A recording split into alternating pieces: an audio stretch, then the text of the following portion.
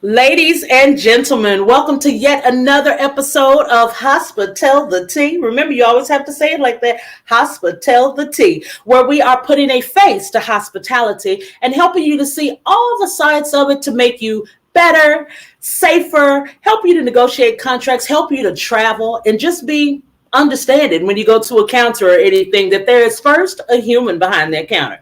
Okay, so today we have a really exciting episode, but everyone has been writing in to me and saying, Pam, you think every episode is exciting. You're right. I do.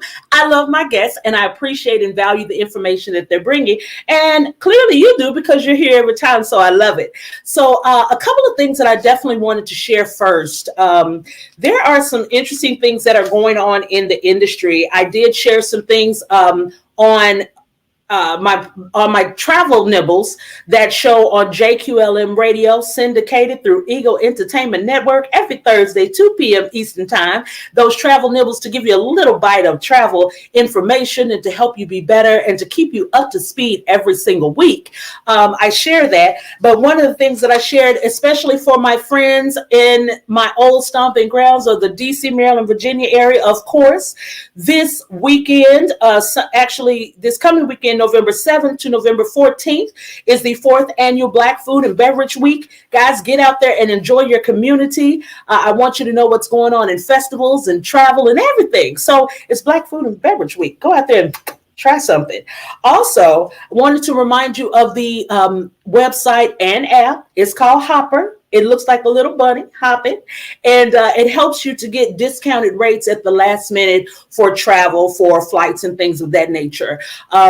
I'm actually at this very moment broadcasting from my home city of Little Rock, Arkansas. Though I'm here for a challenging situation, Hopper is definitely a website that will help me to get back and forth on a flight really quickly. So just definitely want to remind you of that. But also something that I gave you guys information on last week. If you are looking to feed your wanderlust, okay, and to travel and to go back and forth across different countries and across the pond and whatever that may be, want to remind you that on November 8th, the new travel policy starts for the United States. Make sure you are aware of what they are. I've shared a few tidbits about them. On November 8th, we are opening our doors and basically opening our arms in the United States to welcome foreign nationals with no major travel bans starting November 8th. There are qualifications, of course, that you have to follow. Some of the key ones are you have to be fully vaccinated, whether you are a foreign national coming into the United States or you're traveling and returning. You have to have proof with that travel, that card that shows that you've been fully vaccinated, or you have to have had a negative COVID test within 3 days of travel, as well as proof that you have a COVID test that you can take when you return. Some flights are even selling COVID tests. I think it's Delta that's selling a PRM, I believe, test, a quick test that you can take on the airline, because it's almost like they're saying when you walk up there, show me that you're negative and show me that receipt that you have another one, right? So they're like, oh, they're not taking, I can go to the Walgreens when I get home. No, honey. They want to make sure. And so I want to make sure that you are up to date and up to speed on what's going on. So let's progress to one of my favorite parts, which is introducing my wonderful guests. These gentlemen are experts in their fields, and they are here to talk to us about security measures and things that we can do to be safer as we travel, things that we can look for if we're negotiating a contract, because many of the planners, sometimes, when I'm negotiating contracts, I don't always think of certain things. Like there's certain things I think about, like, I got a lot of kids coming in. I need your bar to make sure that they check ID, right? No matter how tall that child is, I need the ID to be checked, certain things like that. But they're really here to give us some really great insight so that we can be safer when we travel, safer when we negotiate contracts, and even just not traveling, just attending places just in general, especially with the holidays coming up. Just a caveat to let you know, they are not here to represent any particular entity, company, or anything of that nature, okay? So don't call them tomorrow and say, listen, I heard that y'all said That's not what this is about. We're giving information, basic information to really help you to be your best. So let's get started. Let me introduce my first guest, and they are actually in the green room, able to hear and see the excellence that's happening. So these gentlemen are amazing. So I want to start by sharing the first gentleman. The first gentleman that I'm bringing to the screen is Mr. Charles Dorris.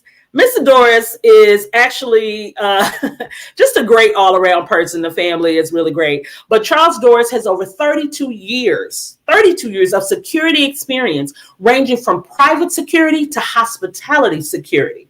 In his 32 years of security, he has worked in casinos, hotels, private events, and even security.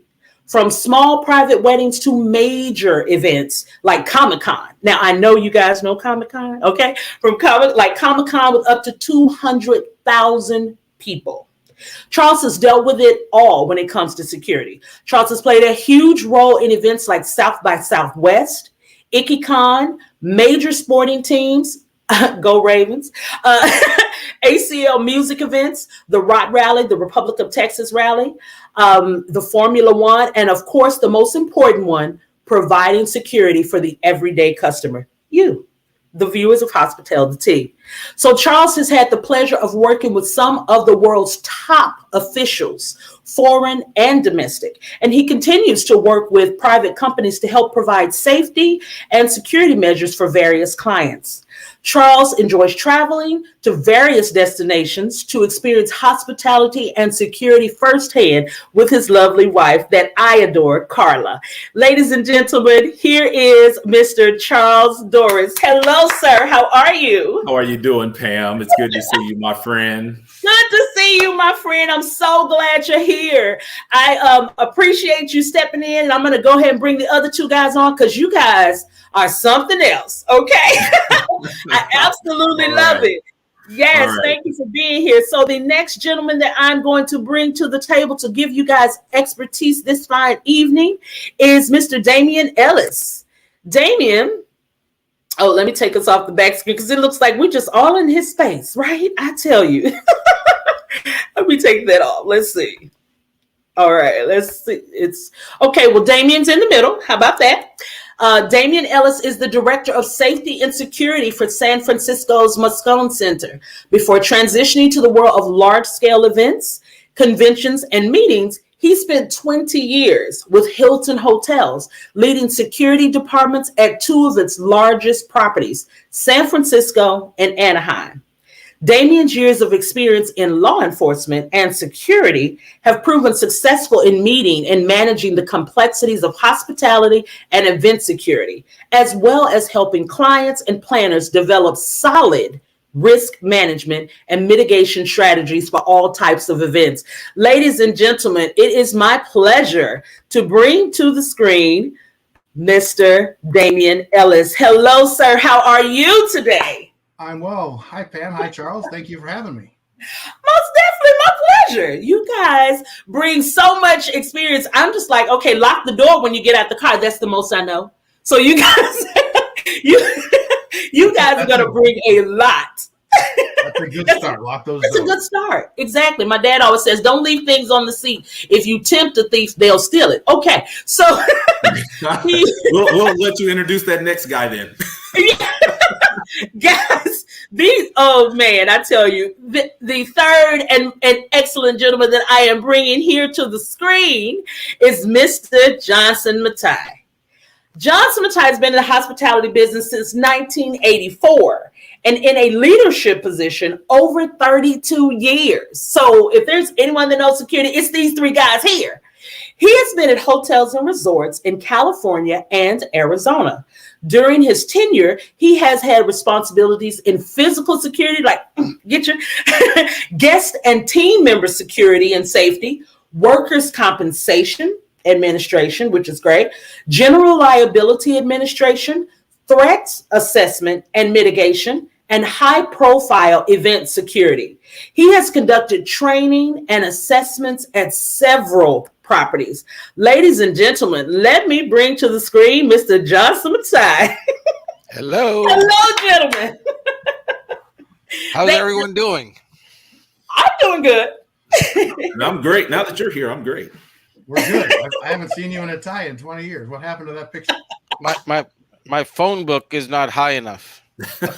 Oh my gosh, guys, I gotta say from the beginning, you guys, the viewers, you were not on here before we got started. These guys are jokesters. Like, they know how to get serious when it's time to get serious, because you hear their experience.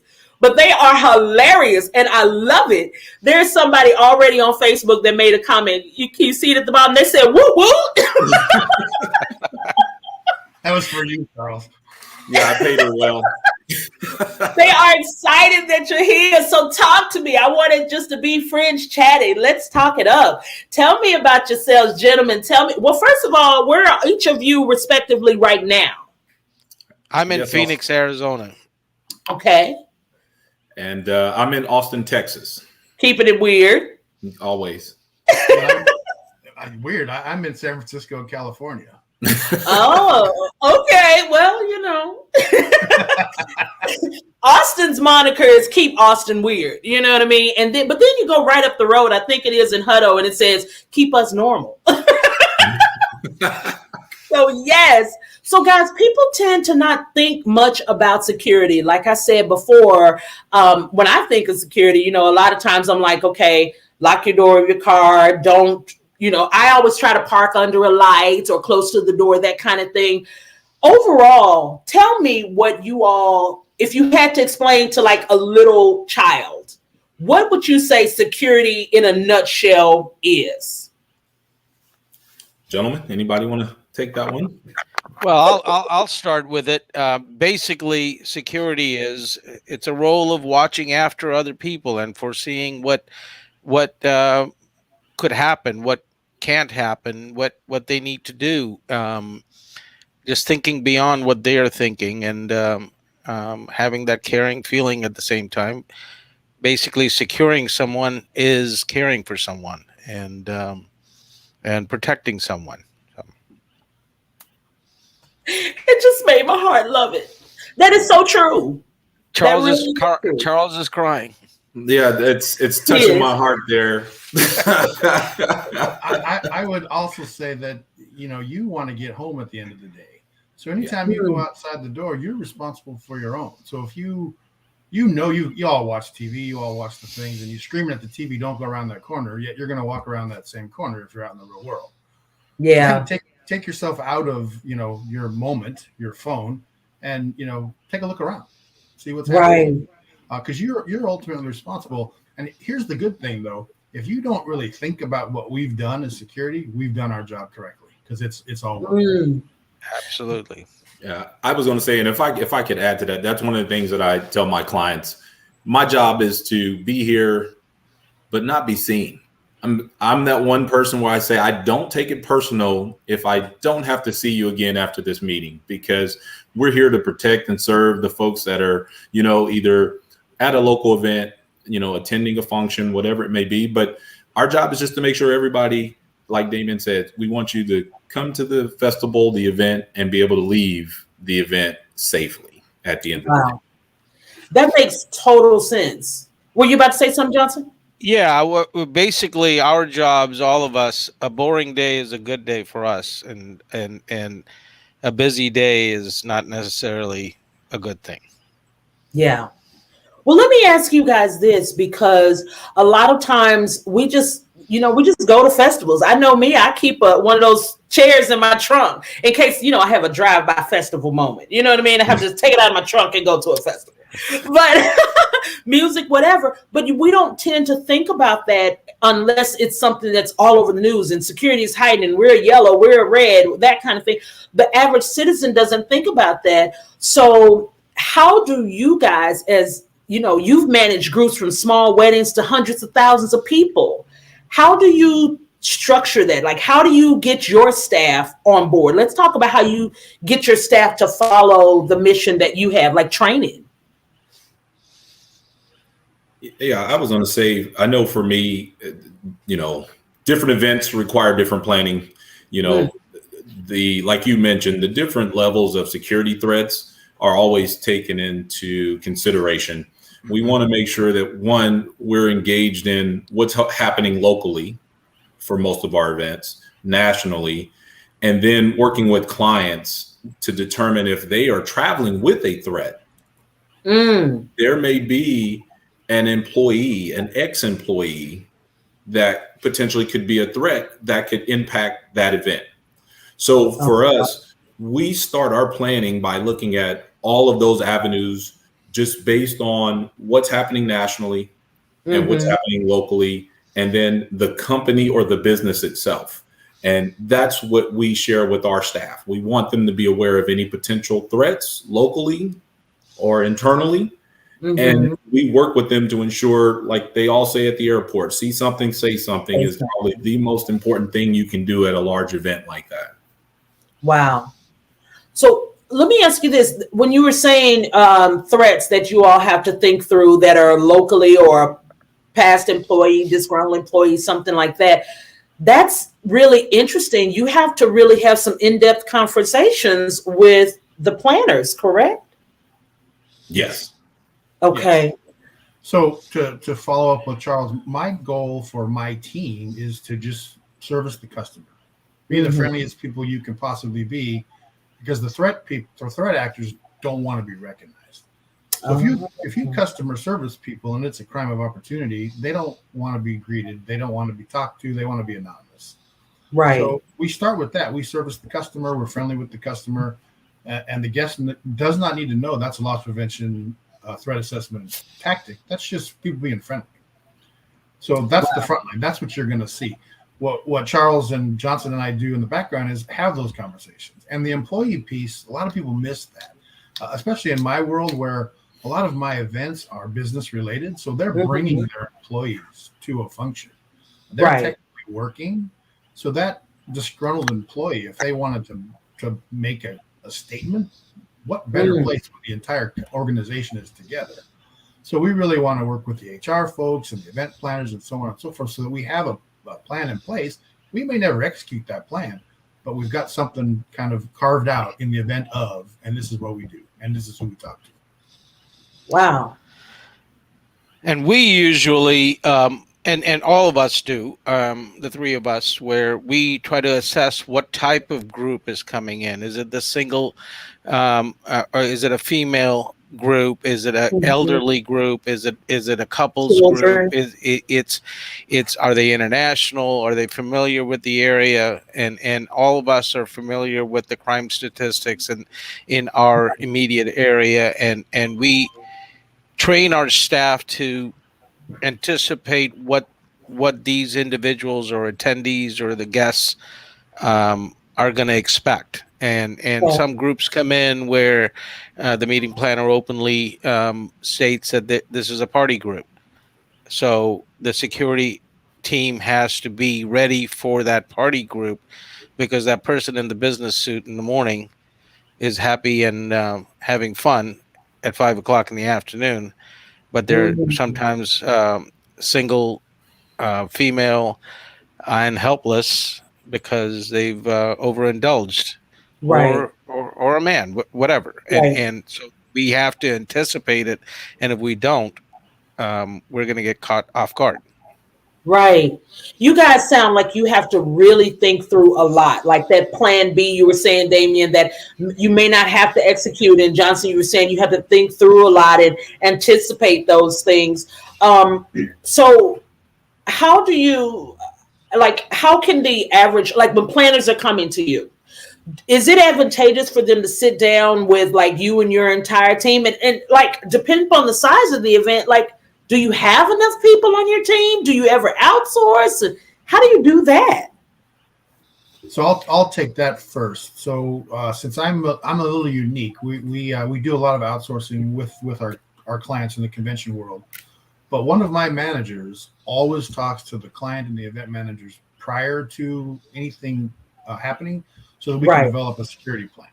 So we'll talk about the security agencies that they can hire. They've all been vetted through us. They all have all of the proper credentials and certificates of insurance. We make sure we know who they are. And then we lay out a plan, because at the end of the day, if bad things happen, we all need to be on that same page.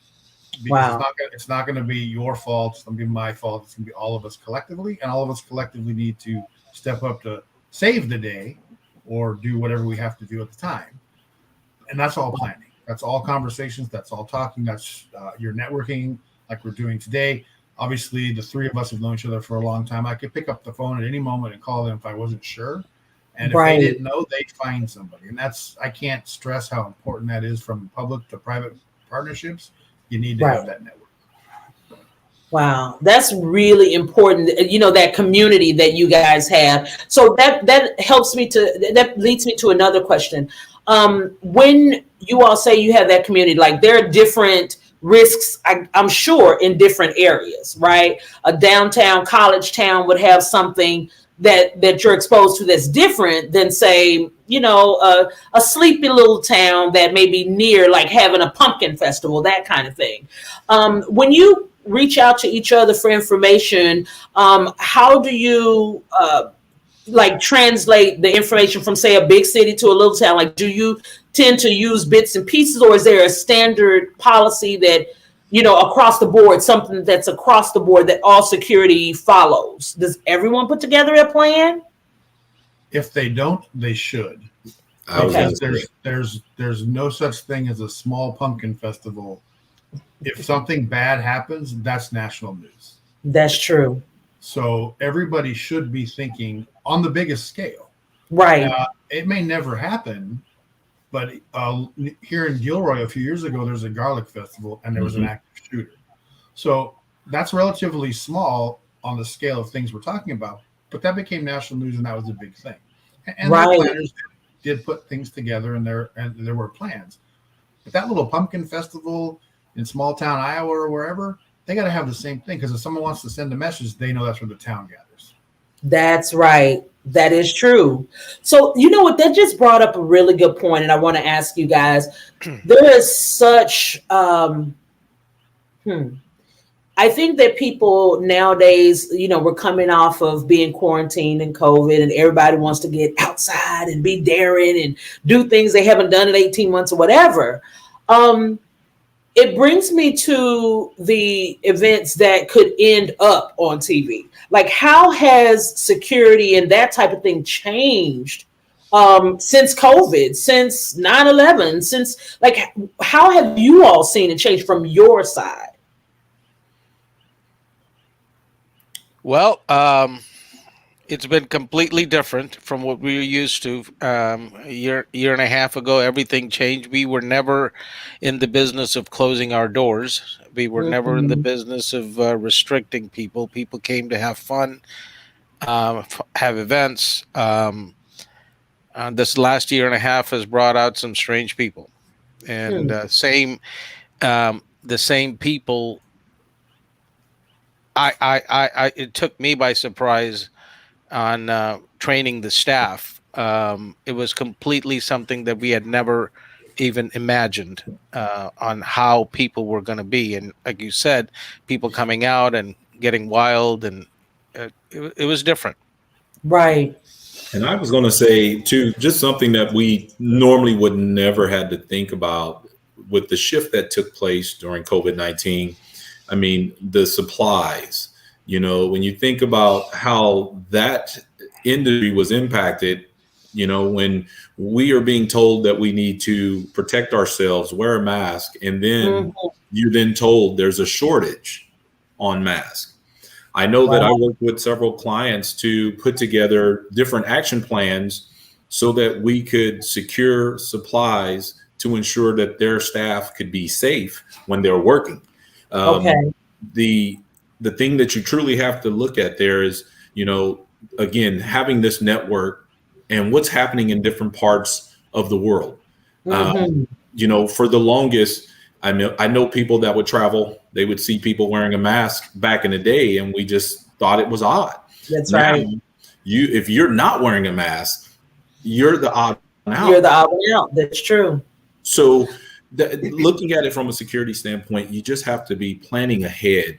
Damien talked about the events. They could be small, could be large. You want to make sure you're planning ahead. You don't want to be flipping the page in your pandemic or emergency procedures and you're a day late.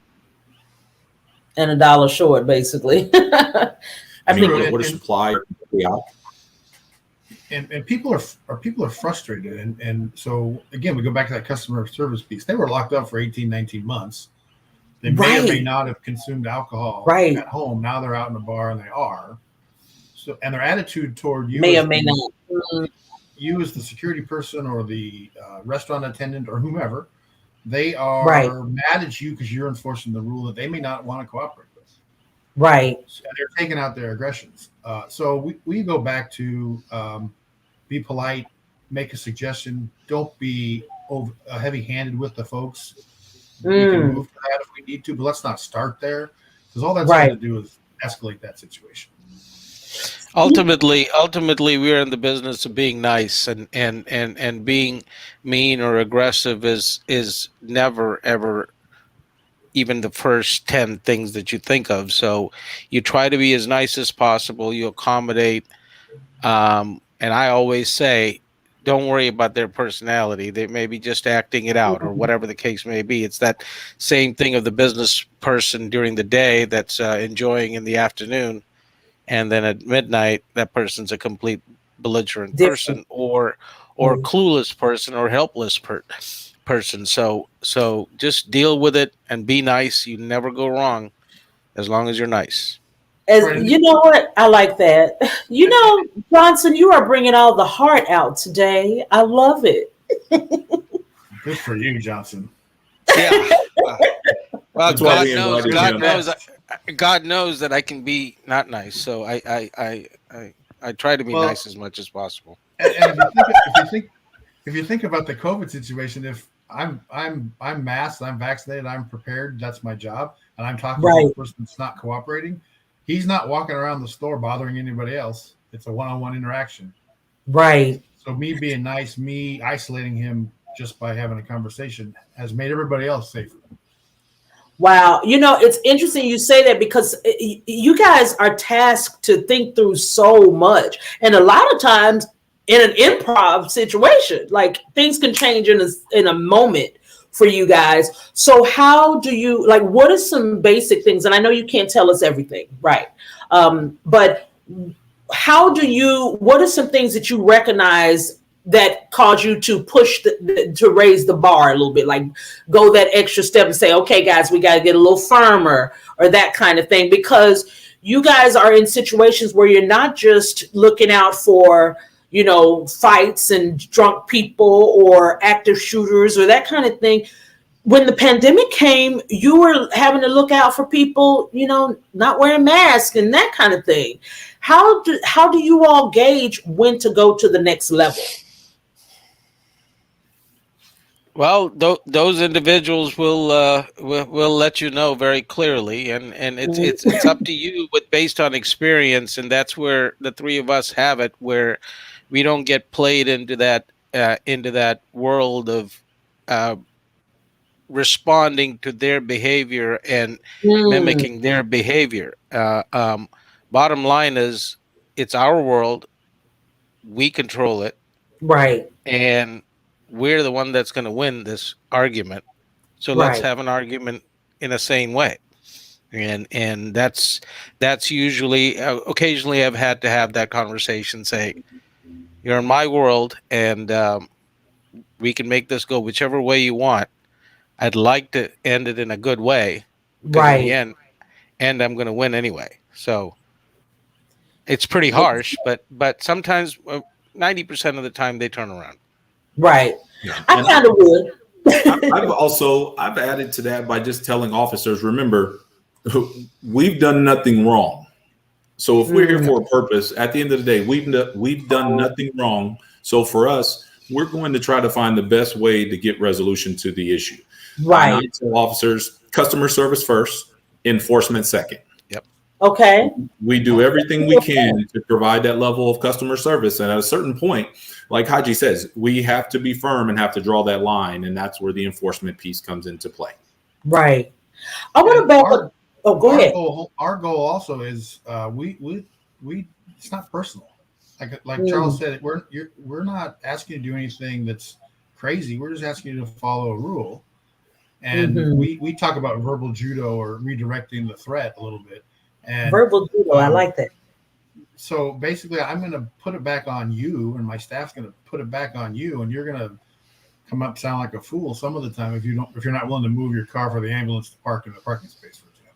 Yeah. Okay, so you're going to get this straight. You don't want to park here because of you're in such a hurry. And then they kind of go, well, wait, maybe not, or whatever. So maybe not, yeah. Personal. We try to de-escalate, and as they both said, at the end of the day, it is our place. We are going to win, whether that means calling blue suits, bringing in police, whatever the case may be. We have the next level if we need to get there. Let me back up a little bit because we touched on it briefly, but I wanted to just understand more because I think this is going to help a lot of the planners and the contract negotiators. You know, the meeting planners that come on property. Well, first, let me back up. Can you give me some tips and not tips, but some understanding of how security has changed, like before, say, like 9/11 and pandemic and with all these things going on, Black Lives Matter, everything. How has security on your side like changed? I know we touched on it, but I really want to understand from your perspective, what have you had to change to adapt to the changing times? I was going to say that's a good one, Pam. I know for most of us, you know, security, we start with the base. The base will always be there. Okay. You're observing and reporting is the base. So from that base, we then have to look at, again, what's happening in the world at that particular time. I think all three of us at the same time were working for a particular client or company. But you look at how we've had to shift our mindset of a security threat based on what's currently happening. You know, prior to 9/11, after 9/11, you know, after 9/11, a lot of hotels were considered soft targets. Right. You know, you had a lot of large events, gatherings, and it would be easy to have some type of activity or some type of attack against the hotel. Damien brought up the active shooter situation. We've had to shift again. Now we're in an environment where we're dealing with either a single or multiple shooter engaging in large crowds. Right. You know, not to bring up any history for those that may be impacted, but, you know, for us in the industry, Las Vegas, that was huge. Yes. That was very huge. You know, and then when you talk about that shifting gears again, now we're in a pandemic where folks are now, the threat may not be so much on site, but it is now what we call that invisible virus. And as a first responder, we don't know if you're contracted that virus and subject to infect us. So officer safety first. And again, just keeping those basics of the observing and reporting is huge. I know these two gentlemen can speak more about the different transitions. I know I made some notes about how we've transitioned from keys. I mean, we went from hard keys way back, and now we are wireless, Bluetooth technology. Yeah, with no room numbers on the keys, any of that. That's true. That's true. And prior to 9/11, if we use that as our security base, you never wanted to see security. They were behind the scenes. They could have been the thugs, your typical what you anticipate a security person looking like, or whatever your image is. And then we were forward. Then we were front, first mind. You always want to know every security plan. You wanted to see police officers in lobbies, so on and so forth. It was very, very in your face, overt. Black Lives Matter changed that a little bit, but the problems didn't go away. We still had potential for crimes. We still had potential for all the other things. Law enforcement and security weren't necessarily what you wanted to see, so we kind of had to adjust again to continue to be visible, customer service, but also do some of the things that were more overt, a little more covertly again, just so we had those plans in place. And then, as we said, COVID came, and I've been out of the hotel business for a little while, but after Vegas, we would clean rooms and we'd make sure we went in rooms all the time. COVID comes, we don't go back, we don't go in rooms, we don't clean rooms again for safety. So we kind of spun there. So, and again, it's an adjustment period for all of us and trying to get our staffs to understand what needs to occur. And if I can add something, 9/11 was not the beginning. Prior to that, several acts of terrorism has happened. World Trade Center in 1993, I believe, and then Oklahoma. Yep, and then you end up with political conventions, things like that, where there's protests. We've had, labor disputes, things like that, and that spill out onto the street and into one of your properties, or the convention center, or whatever the case may be. All kinds of things can happen. So we've been prepared. We do something that in training where we train all our team members, not just the security team. Be the eyes and ears, and a good facility trains every team member in anticipating certain things. How would you respond to an active attack? How would you respond to a suspicious behavior? You're not going to tell me tomorrow that, hey, I thought I saw somebody that was doing something strange. Right. And some of the greatest reporting has been from team members that are non-security, which a good team is the entire workforce, right, being part of your team. It's more eyes and ears. And our message to our team is, if you tell me something suspicious to you, it never has to go any further than us doing some behind the scenes investigating. That person or people never even have to know that we looked at them, thought they did something odd. Right. It doesn't mean we're going to run out there and confront them. So right. We had to get over the stigma of I'm reporting and I'm afraid that they didn't really do anything. You're reporting because something seems odd to you. You know what happens in your business. And then behind the scenes, we can do a bunch of things to figure out, hey, do we need to actually go make contact with these people? Is it really just they want to take photos of some artwork and it's not as dubious as it seems? Right. So we had to get through that stigma. And the second thing to mention on training is a lot of tabletops and a lot of things. People want to do the spectacular. The plane hits the building. Well, that's a once in a while. You should train on things that have happened and happen all the time, because that's what you're going to deal with. And that needs to be second nature. And then when the plane hits the building, it's the same thing. It's on a bigger scale. But you've already trained in all this stuff that you needed to do. Wow. If I could step in a moment, David brought up a great point, where one of my heroes, 9/11, there's a tall building next to the World Trade Center where it was, 56 stories approximately. There was this individual who was the director of security, sent out an email saying that plane just hit one of the towers. Wow. His message said that he evacuated that entire 56-story building in 20 minutes. Wow. And business travelers completely occupying that. That's preparedness. That's being ready to move. Nobody anticipated that plane to hit. Nobody ever trained for a plane to hit. Nobody even thought about it. But he reacted to something, and that caring part of hospitality, that he took that entire building, evacuated, and his email said that they set up a triage center in the basement with the fire department for injured people, not knowing that the second plane, once that happened, they moved. So there's that preparedness. Nobody could train unless you prepare and anticipate and think, what if?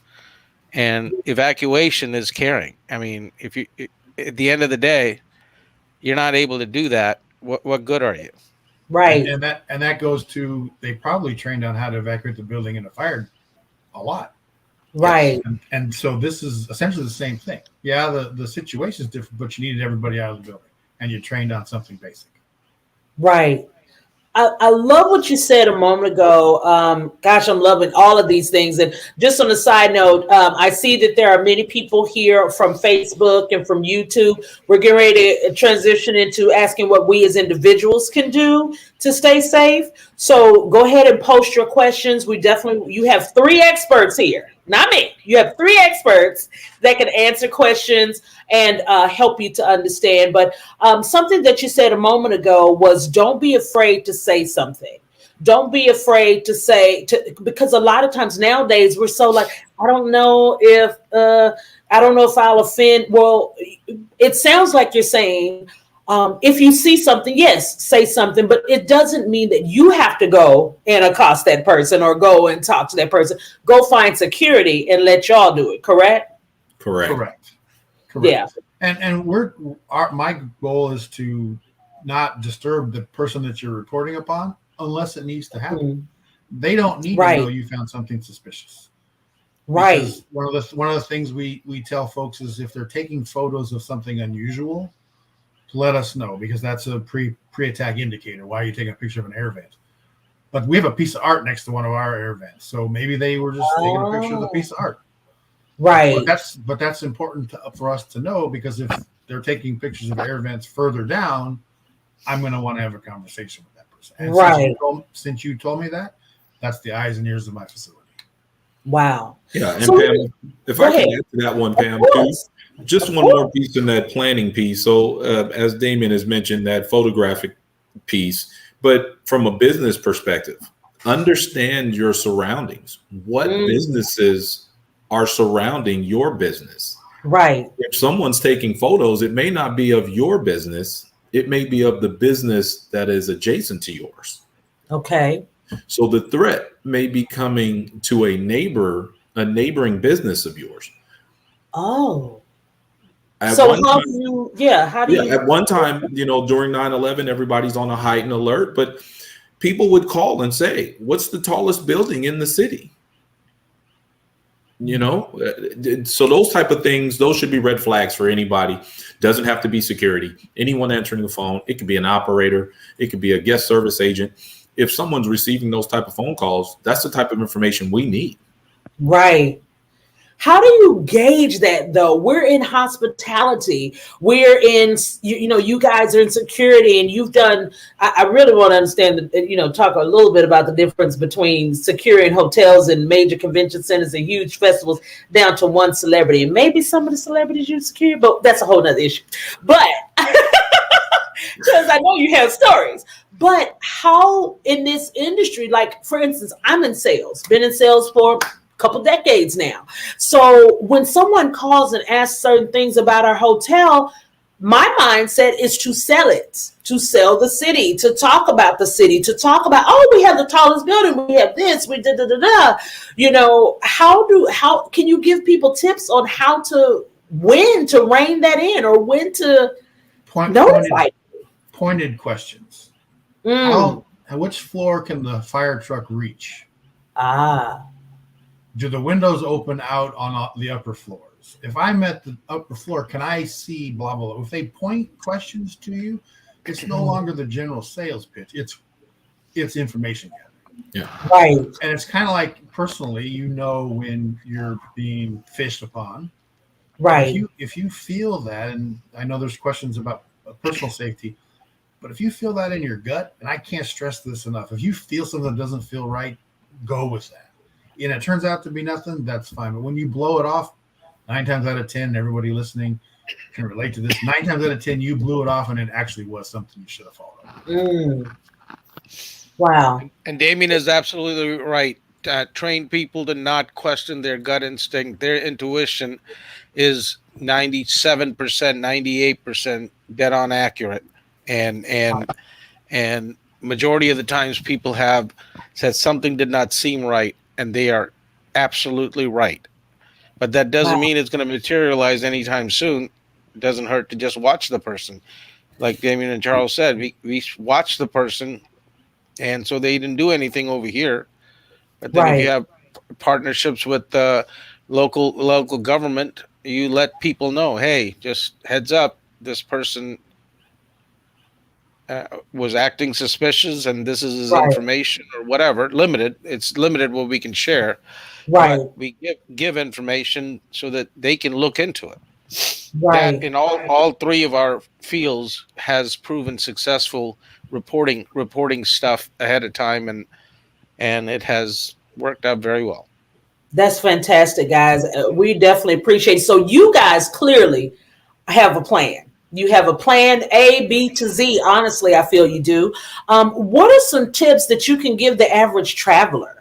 Like we've talked about things that planners can look at. We've talked about you guys' plan. What can the average traveler that's just going on a family vacation or whatever, what are some things they can do to be safer or to not to be scared, to travel, but to just be safe? What are some tips that you guys can possibly give? I was going to say, I think we should start in some layers because during these current times, when you talk about preparing to travel, all your travel documents need to be up to date. Let's start with that because you will need to make sure passports, state ID, whatever government issue ID that you have needs to be current. Let's not start your vacation off on the wrong note. I would hate for anyone to travel to an airport or to a cruise line and at the check-in of the security point, because again, you're going to get upset with security. Right. But your passport, your ID, that is something that is totally in your control. So I tell folks, start with the basic information before you travel anywhere. Make sure all of your documents are current. And then be aware of the current protocols for wherever you're traveling, whether that be COVID, whether it just be an airline protocol, when we all transition and you can only carry, 3 ounces of liquids, Right. Do you have to wear shoes? Get to know whatever those local requirements are. Look up that particular airline. How many bags can you take? Right. I always say start with some of those basic things as you prepare to travel for your first bit of safety. Right. Because once you arrive at the facility, it then is on us to protect you, but it starts with you getting there. And see, Charles, you brought up a real good point. Check with the airlines to know how many bags. Charles, I know how many bags I can carry. I just try to put my whole house into it. Okay. Pam, you can't take all your shoes when you travel, Pam. You can't take all your shoes when you travel. All the shoes, it's like if I'm going to the beach, it's flip-flops everywhere. But no, you make a really good point about having your travel documents up to speed and having them accessible, when you're going through that airport. Yes. I'm going to go ahead. I was going to say real quick, something that I do personally. I have photographs of all of my documents. Yep. And I email them to myself too. And I have them in a secure location so that I can access them easily. If I'm at a checkpoint and for whatever reason I can't find something, I have a digital copy of everything that I need to travel. That also helps if you lose your passport, let's say internationally. Right. Having a copy helps get you back into the States a lot quicker. And a hard copy somewhere in the States. So if you have a relative, have a copy of your stuff with them, if your phone was stolen or something, always have multiple contingencies, especially traveling internationally. Right. That's an excellent point. That's exactly what I was going to mention. See, all of us think alike, and I have on my phone my ID, insurance card, passport, and I have it in a printed version. I have it on a flash drive, and just like Damien said, I have it at home as well. So people know who to contact. And a lot of times people lose a credit card. Who are you going to call? And what's your credit card information or whatever? And a lot of those things, if you do the homework ahead of time, things are going to be just fine. You're prepared once again. That makes sense. It's interesting, guys. Oh, were you about to say something, Damien? Oh, go ahead. Oh, no. It's interesting because I lived in Baltimore. Go Ravens. Poor thing. Listen, you're a team, but you're a no-name team. Hey, we're not here to talk about sport. Put it out there sometime. But I was living in Baltimore during 9/11 when it happened, and I remember at the airport, for instance, there were armed military guards throughout the airport, and there was an entire I guess wing or something of the airport that was shut down because someone was running for their flight. And people were saying, hey, slow down, and stop or whatever. And they continued to run because they thought they were missing their flight.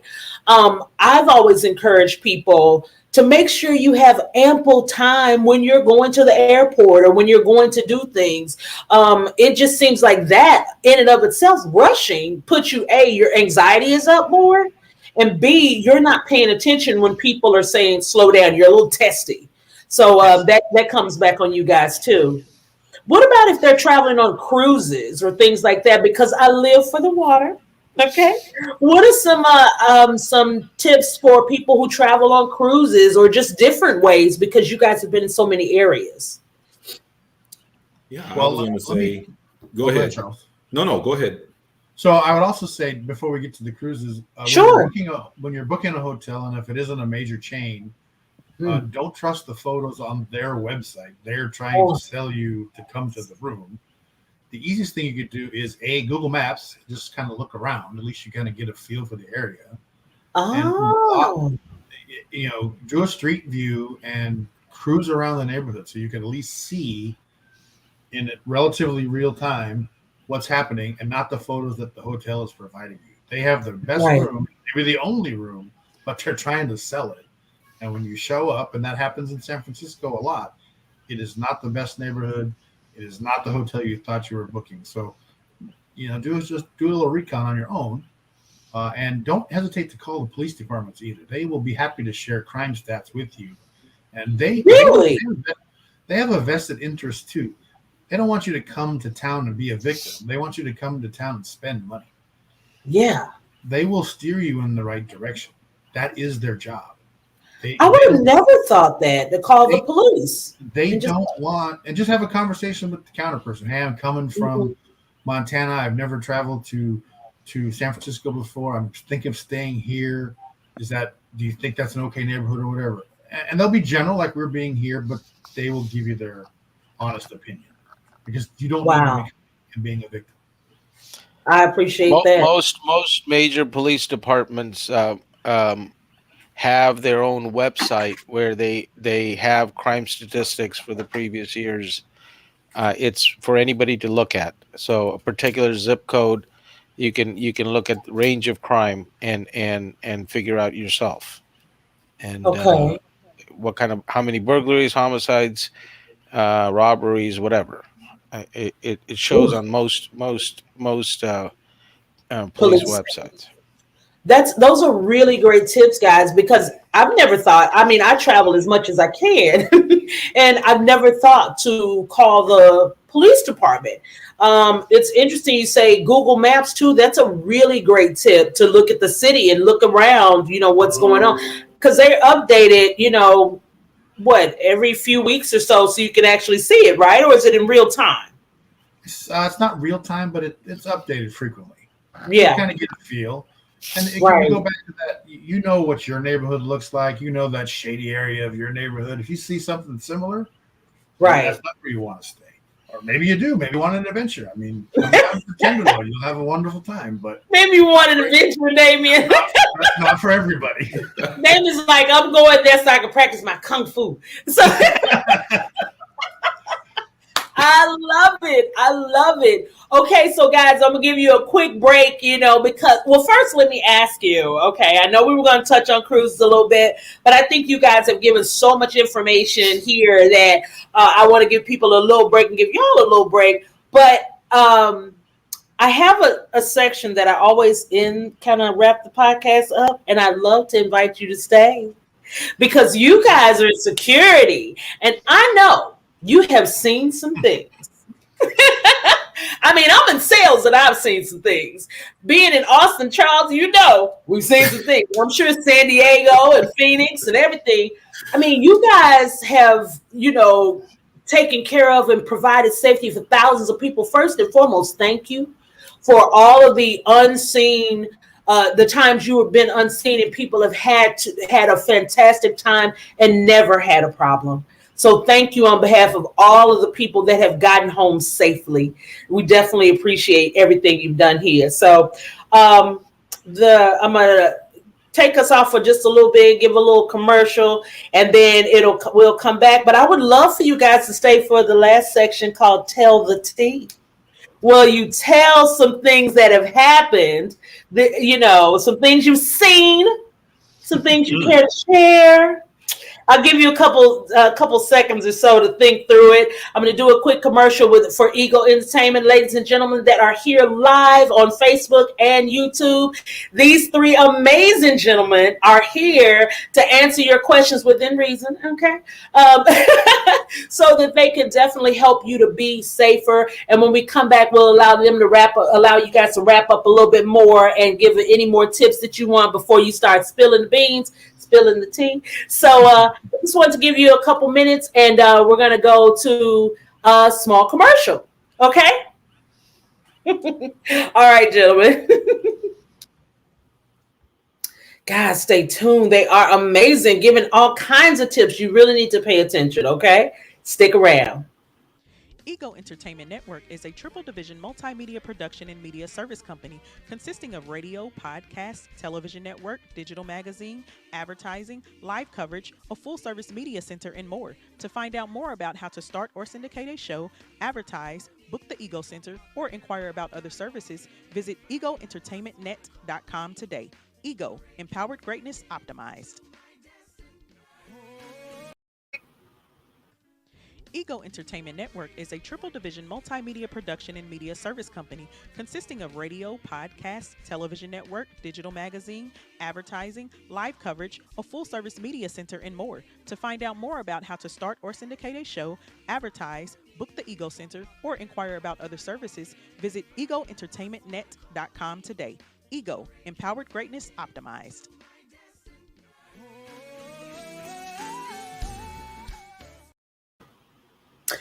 Guys, thank you so much for staying tuned. It's just a little break that we're taking here, so stick around. We're coming back in just a couple more seconds with Hospital the Tea. If you are an entrepreneur, podcaster, radio host, cinematographer, or photographer and are in need of a space to work, the Ego Center is for you. A fully equipped radio podcast studio, photography and film studio, workstation, and small conference area are available for booking. Visit egoentertainmentnet.com to take a virtual tour, book, or join a membership program today.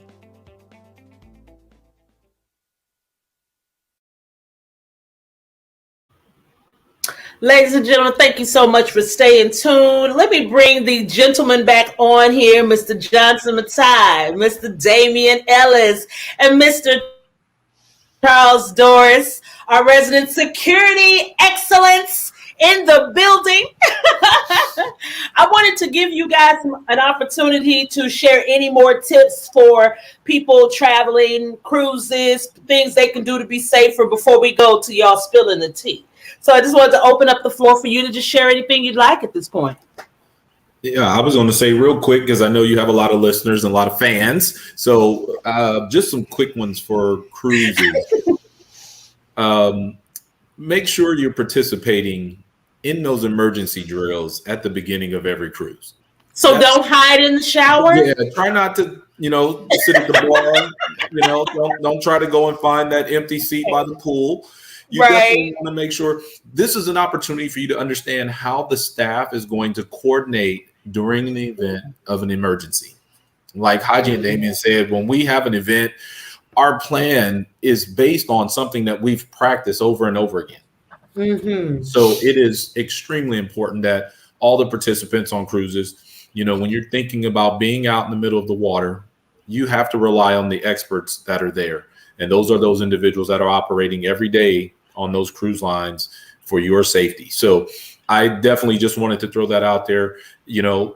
Personal safety, again, keeping some of those basics of where you're, be aware of your surroundings. For those that want to indulge in those nice little umbrella drinks, you just want to make sure you have a plan, and you definitely just want to make sure you know how to get a hold of the hotel staff, or the cruise staff or their security staff in the event that there is an emergency on site.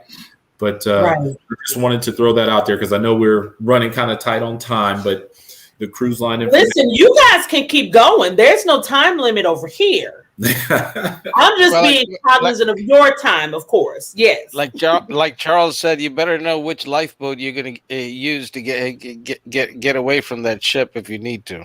That's a good point. I saw Titanic, but it was interesting. It's interesting you say that. You're assigned. You're assigned to certain. That's yes. right. And yeah. So when they say there. women and children, we usually go and grab Haji and make sure that he's on one of those. That'd be the child. That'd be the child. He's making height jokes on me now. See? You don't have to take it, Johnson. You don't have to. They're 2 feet taller than me. They're 2 feet taller.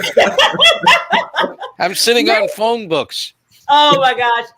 I'm glad you're here. You are fabulous. Look, it's interesting you say it because. Oh no, just about a cruise and being prepared, because I know of a lot of people that go on cruise. They're like, oh, it's hot. I don't want to stand out there. I don't want to go and know these parts of the ship. I don't feel like it. Or I've been on so many cruises. I don't need to go out there. Right. And they come into your rooms to check your cabin to see if everybody's there. Well, I've known of people to hide in the shower. But OK, so look, I've known of people to do that. And they don't know what the security plan is. But one time, I was on a cruise and a friend of mine, she had a few too many drinks and she said she was going to the ladies' room. Well, about 20, 30 minutes later, I didn't see her. And unbeknownst to us, she had decided to go into her room. Well, I couldn't find her and I freaked out. Well, they automatically had a plan. Like they had they pulled out it looked like a iPad or something, and they were able to detect where her key had been used and what the plan. It was just seamless. So you're totally right. It's very clear in every situation there's a plan. So I appreciate that. It makes me feel safer. So. And don't forget to utilize the safes. But I know Damien had something he wanted to add to that. Yeah, please. So we're all on Facebook and on our phones all the time. A couple things to consider. If you're away from your house and you're posting pictures that you're having a great time, we all know you're away from your house. Maybe consider posting those when you get back. Ooh, that's a great point. Secondly, if you're like at Disneyland, take a picture of your children, what they're wearing right now. Because if they go missing, now you have what they were last seen in. Instead of that picture from 3 years ago. Instead of that picture from 3 years ago. And lastly, how many times have you heard that people got lost and the phone was dying and so on and so forth and you couldn't get found? Change your voicemail message to tell them where you are. Because when your phone is dead, somebody calling in will get your voicemail. I see what you're saying. And your voicemail will say, hey, I'm the last place I am is this area of the canyon. And that gives us a place to start. And then if your phone is dead, taken, broken, whatever, you've left a message. You've left a starting point. Brilliant. So there's things you can do to kind of help yourself.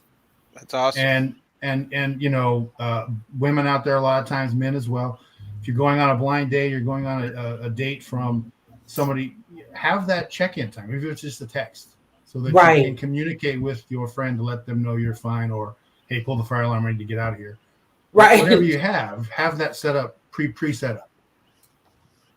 That is an excellent point. Damien, I never thought about that, leaving the voicemail message on there, because you're right. After a while, it dies. But when people call in, they're going to know. Yes. Wow. I'm going to start doing it. We don't want to know. We don't want to know. We're not looking for you, huh? We're not looking for you ever.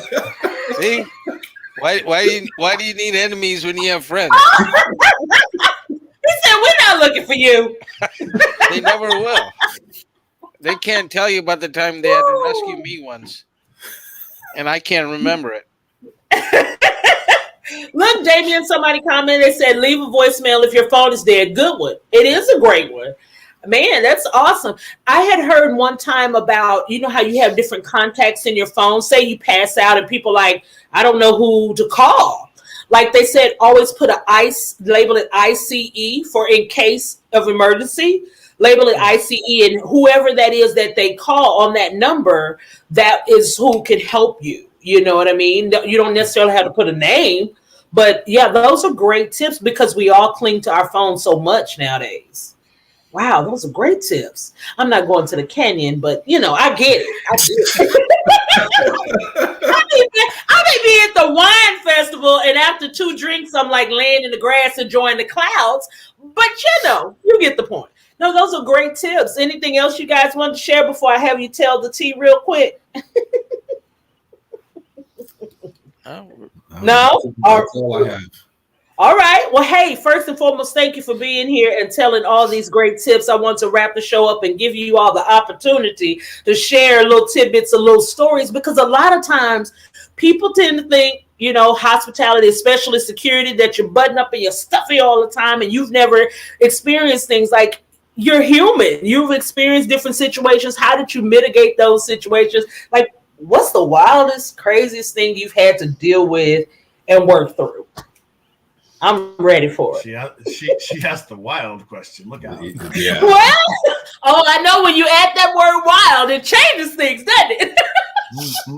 Well, I was in New Orleans, and I'm just kidding. And we couldn't find you, and you did not change your message. Pam, what's sad is we were probably with him at that time. That's why I'm like, Y'all, how long have you guys known each other? 20 years? Yeah. 20 plus? No. I think I met Damien in 87 or 88. Yeah. Wow. I met Charles in 94. Yeah. Wow. Man. As the youngest guy on the call, you remember a lot. I can't remember why I walked to the kitchen this morning. I can remember useless stuff from 30 years ago, but I walked to the bedroom this morning and I forgot what I walked in there for. Yeah. Listen, guys, I'm here in my home city where I grew up in, and we're driving by, and I'm singing theme songs to like the song for the school I went to in elementary as we drove by it. But 10 minutes later, couldn't find my glasses, and they were right on my head. Okay, so whatever, I get it. How about holding your keys in your hand and you're looking for it? Yes, That's me. Yes, it happens. But you know what I always do on the flip side, though? I always say, okay, let me name the things I can remember. That'll make me feel so much better. I remember my name. I remember my mother, where the people live. Then I just, I feel better. So what you got, guys? I know you got some story. You can share something with the listeners and viewers for Tell the Tea. You want me to start there, gentlemen? Yeah. Yes, please. So we were on a security detail for the French president at the time. So that involves secrets. That involves Secret Service and typical planning, and the Secret Service are very regimented, and nothing occurs that they don't want to occur. Well, the French president doesn't necessarily go along with that. So his security tells us he's going to go into the crowd, and it'll be like a mosh pit, and it truly was. So we took him through this crowded ballroom, over 1,500 people, and he shook hands with every one of them. And they're all French, so they're a little pushy, and they made a lot of wine. They weren't passed out. I was that way when I was in France, too. Boy, let me tell you, we have never everything that the Secret Service and y'all learn in your training was executed that day, because we had to hold them by the pant loops. We had to make sure we moved the crowd along. We had to make sure we didn't lose him. I mean, it truly was a mosh pit scene. Oh, and my gosh. He took it in stride, and he loved every minute of it. And at the end of that event, the Secret Service looked like they had just played in the basketball game. So did the rest of us, because we were drenched. We were sweating. Oh, we got them in, we got them out, we did our thing. But yeah, that truly was it was a fun event. But yeah, you were in the crowd. You were in that mosh pit. Wow. And he had a great time. And in your words, he got home, right? He surely did. That's what matters. That's what matters. I love it. Oh my gosh. So he would do this all the time. This is just what he likes to do. He was a people person. He wanted to meet the people. Wow. So this was in the United States, so he didn't get to see the folks in the city very often. So they all came to the fundraiser, and yeah, all of our great planning went right out the window when we went in that mosh pit. Adapt and overcome. You have to grab him by the belt loop. That's awesome. You typically do that anyway. You hold on to your protectee by the belt loop in case you need to pull him away. But we really had. I mean, I think we were strapped to his belt loop. It was so so much. Wow, that is hilarious. Oh my gosh. Okay, Charlie, you look like you're ready for one. Oh, man, I have two stories, because the three of us, we've been doing this for so long. But yeah, early on in my young hospitality career as a young director, I had one of my first presidential visits, and I remember during a sweep of the facility where he was going to be sleeping, we were in the restroom, and one of the agents noticed that there was a ticking sound coming from behind the commode. And of course, we all go straight into, there's a threat. We need to start clearing out. I called for one of the assistant chief engineers to come up to evaluate the situation. Right. We've got me and all these Secret Service guys. We're all like standing behind doors, looking around the corner. And this chief engineer, he's down there, he's listening. He looks back at me and then just goes whoosh. And I had that exact same look, just thinking that I had died because it was the trap in the commode. The flap was tapping with the water flow. Yes. So what you're saying is this security guy was afraid of a toilet. All of us. All of us. It makes sense. Better safe than sorry, right? Hey, and we all thought that was our last day here. Oh my God! Watched this man push down on that switch, and we all jumped back. Yes. So it happens to the best of us. Yes, it happens to the best of us. Oh my gosh, that's awesome. What's the other story? So I have one. It was a little more on the serious side. We received a bomb threat, at a particular location one time, and we received it via fax. And this was at my time back then was unheard of because we could see the number you sent it from. Faxed it from, right? But we still had to follow the same protocols. We checked the entire facility. We had a group that was in house. The individual referenced the group that was in house, so that just escalated the threat. Come to find out, the young man was in San Francisco, California. He was upset with the company and faxed him a bomb threat. And the police made contact with him. They arrested him and said he was just wanting to vent. But there was no true social media back then, so we did it via fax. Oh, that's awesome. Back in the day, he had to hammer it through. Yeah, he had to send his threat. He couldn't just go online and post it like they can do now. He had to fax it over to us. Wow. I don't think there were fax machines when I first started. Yeah, those are called templates. Teletype.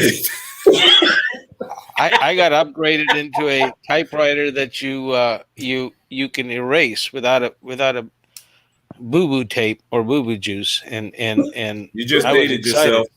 Yeah, I know. Hey, that's all right. All right, how about this crazy story? 6 o'clock in the morning. Yeah. People are opening up the facility. There comes a man, crashes his car on the street, runs in with a rifle in his hand, goes through one area, saw team members, decided to run in the other direction, set off a fire alarm. In the meantime, the team members, they decided to call 911, get everybody alerted. While security is looking for this individual, he goes into a ballroom space where 20 minutes later, there was going to be 300 people walking in. Police get there within 5 minutes.